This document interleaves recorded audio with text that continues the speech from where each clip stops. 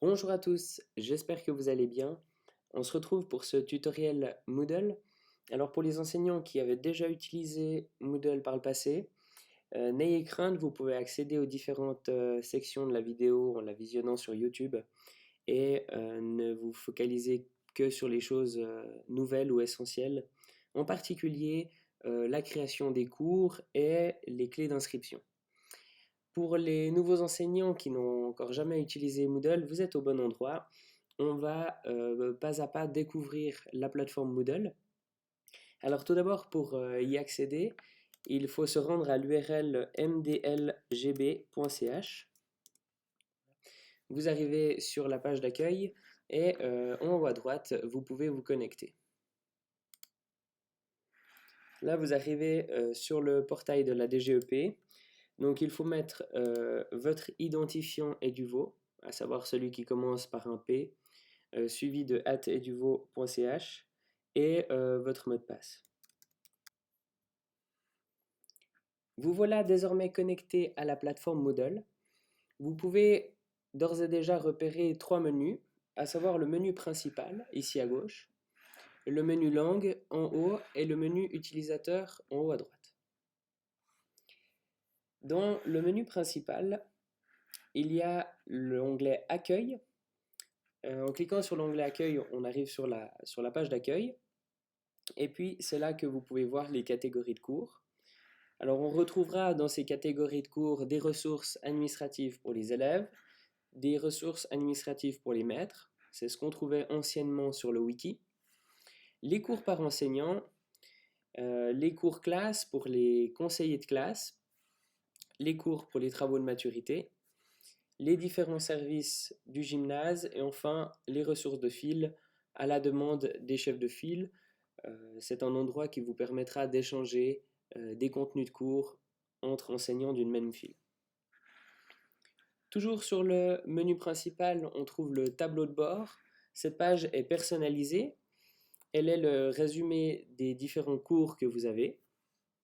On retrouve notamment à droite des blocs comme le calendrier, mais vous avez la liberté d'éditer et de modifier cette page comme bon vous semble. Dans le menu langue tout en haut, vous pouvez choisir la langue d'affichage de Moodle. Par défaut, le français est la langue définie, mais vous pouvez choisir d'avoir Moodle en anglais, en allemand ou en italien. Le menu utilisateur en haut à droite vous permettra d'accéder rapidement au tableau de bord, de modifier votre profil ou de vous déconnecter. Retournons sur la page d'accueil et nous allons explorer les cours par enseignant. Donc, vous pouvez accéder à votre catégorie personnelle en cliquant sur cours par enseignant, puis la première lettre de votre nom de famille et enfin sur votre nom. Une fois que vous êtes dans votre catégorie personnelle, vous pouvez accéder aux cours déjà créés, vous pouvez ajouter un nouveau cours ou gérer votre catégorie de cours. Pour créer un nouveau cours, il suffit de cliquer sur le bouton Ajouter un cours. La plateforme va vous demander de renseigner certains champs, comme par exemple le nom complet du cours. Alors ce nom doit toujours comporter l'année, les années scolaires en cours, à savoir 21-22, la classe pour laquelle il est destiné, ou le groupe, l'intitulé du cours et enfin votre sigle. Vous pouvez abréger le nom de cours en abrégeant ici la description. D'autres paramètres peuvent être intéressants, à savoir la visibilité du cours. Vous pouvez commencer avec un cours caché, celui-là ne sera pas visible par les élèves pendant que vous éditez le cours. Ici, les dates de début et de fin de cours sont déjà paramétrées. Si c'est un cours générique que vous voulez utiliser d'année en année, vous pouvez désactiver la date de fin de cours. Enfin, dans format de cours, je vous recommande d'utiliser le format thématique Ainsi, le cours sera toujours visible pour vos élèves et ne sera pas sujet à disparaître au fur et à mesure des semaines. Il ne vous reste plus qu'à cliquer sur un des deux boutons enregistrés. Voilà, mon cours apparaît ici, il est grisé pour m'informer que celui-là n'est pas visible. Si je veux le rendre visible dans le cours, je peux ici, dans les paramètres, demander à afficher le cours. J'enregistre et si je reviens dans ma catégorie de cours, ici, je peux voir maintenant le cours qui n'est plus grisé. Pour gérer votre catégorie, vous pouvez cliquer sur le bouton Gestion des cours et vous accédez à l'endroit où vous pouvez gérer votre catégorie. Alors les catégories fonctionnent exactement comme des dossiers dans lesquels on peut mettre des cours. Par exemple, si j'enseigne plusieurs disciplines ou si je veux faire une arborescence dans ma catégorie personnelle, je peux créer des sous-catégories. Alors je vais sur ma catégorie, sur la petite roue dentée, et je demande à créer une sous-catégorie.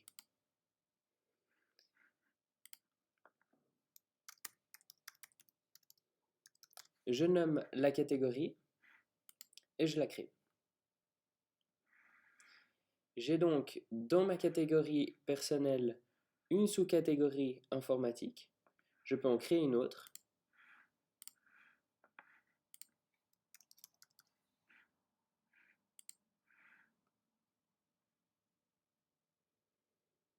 Et dans ces catégories, je peux créer des cours.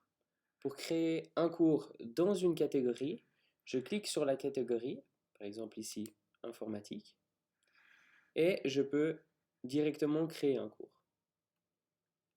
Sans passer par là, on peut aussi, dans ma catégorie personnelle,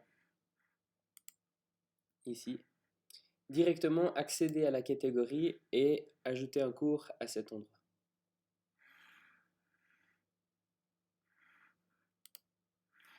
Pour déplacer les cours d'une catégorie à l'autre, il faut aller dans le cours, dans les paramètres du cours,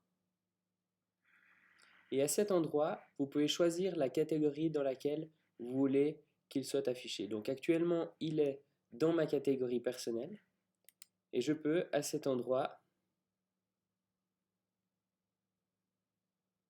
demander à ce qu'il soit dans l'une ou l'autre de mes sous-catégories.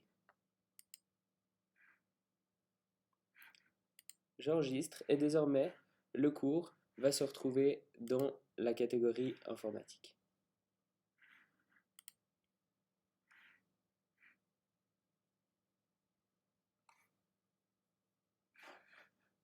Explorons désormais les cours.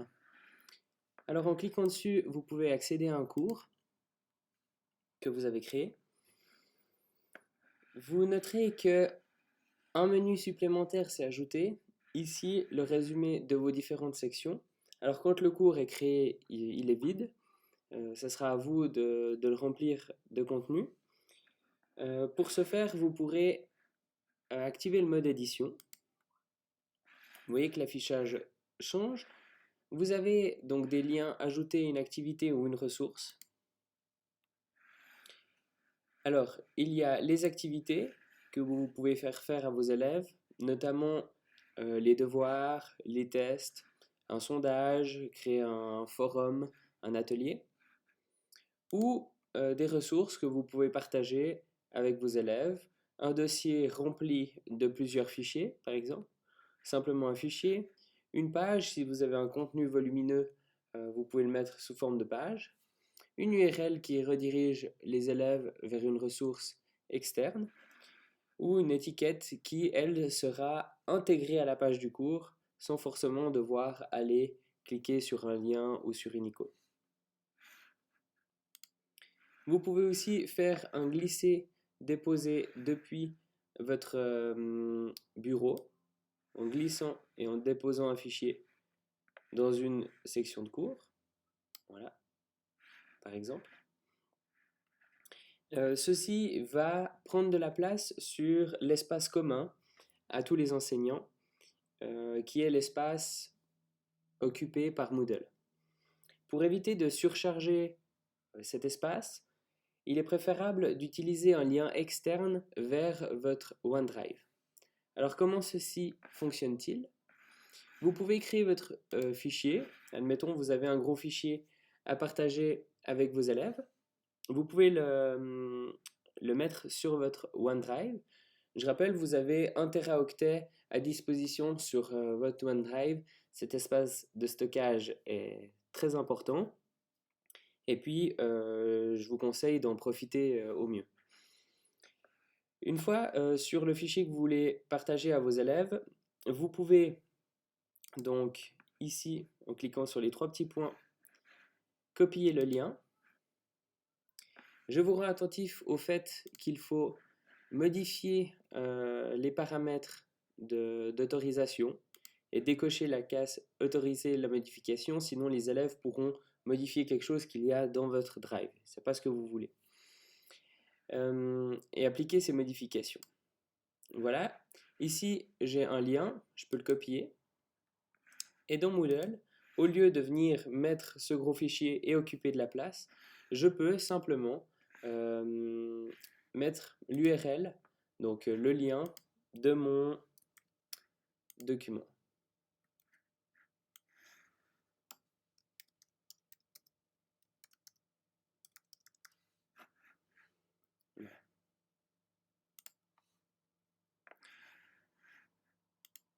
Donc les élèves pourront cliquer sur l'URL et ils accéderont directement à la ressource que vous voulez leur donner.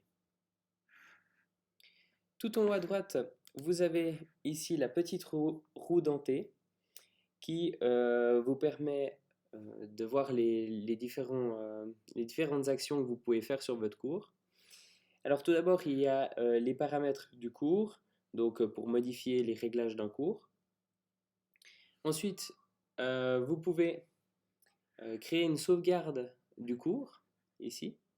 Si vous voulez sauvegarder tous les contenus, les activités que vous avez fait dans un cours et créer un fichier que vous pouvez stocker de manière externe. Vous pouvez faire une restauration à partir d'un cours que vous avez déjà fait l'année dernière par exemple. Et puis restaurer, ça va remettre en place les sections, les activités, les ressources que vous avez déjà fait. Il y a aussi ici un bouton réinitialiser. Ceci enlève tous les participants du cours, enlève tous les travaux rendus. C'est très utile si par exemple vous voulez réenseigner un même cours que vous avez enseigné l'année dernière. Vous pouvez le réinitialiser et voilà, toutes les traces qui ont été faites dans ce cours seront enlevées pour ne conserver uniquement le contenu.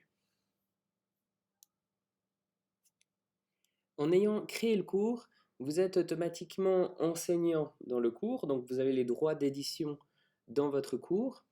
Il faut néanmoins ajouter les élèves pour qu'ils puissent accéder à votre cours. Ceci se passe ici dans l'onglet participants. Et vous avez différentes méthodes pour inscrire les utilisateurs dans votre cours.